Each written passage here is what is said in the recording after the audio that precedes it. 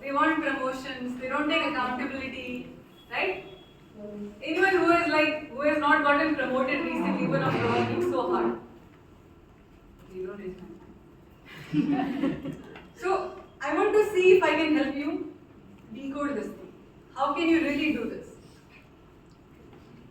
For example, you have an app, you're building a product, or you're building a service, and it's an application product.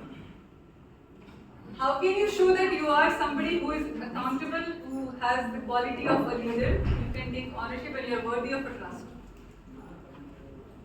You pick that application, go through, if it is already in Play Store, go through the reviews of it. Pick negative feedback. You can use filters, right?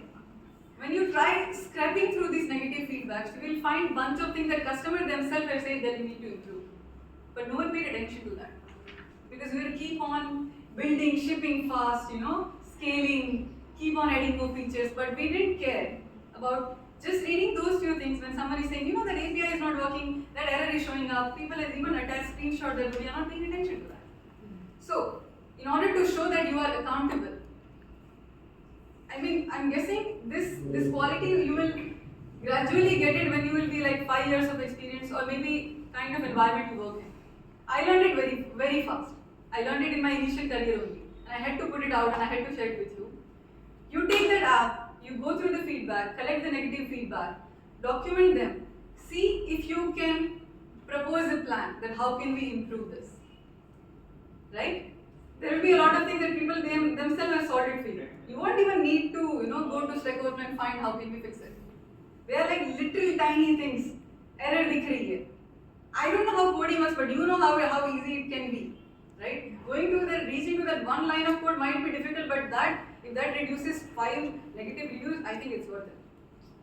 So you make a plan, you document all of these, you make a plan, make proposals, properly calculate that if we solve this can give us this kind of retention.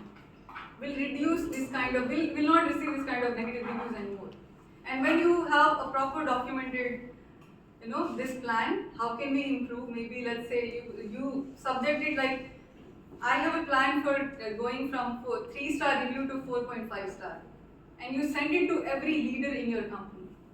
But make sure that email is thorough and very well calculated, because if someone is spending 2 minutes of their time reading your email, it has to be worth it.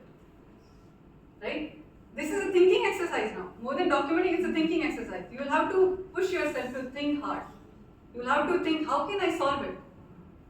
And when you drop this email to your manager, your immediate manager, people you think who will understand, who believes in you, who are your friends, who are your advocates in company. Everyone has that some. You have some HR friend, you have some other team's manager who keeps on checking on you, hey, how are you doing?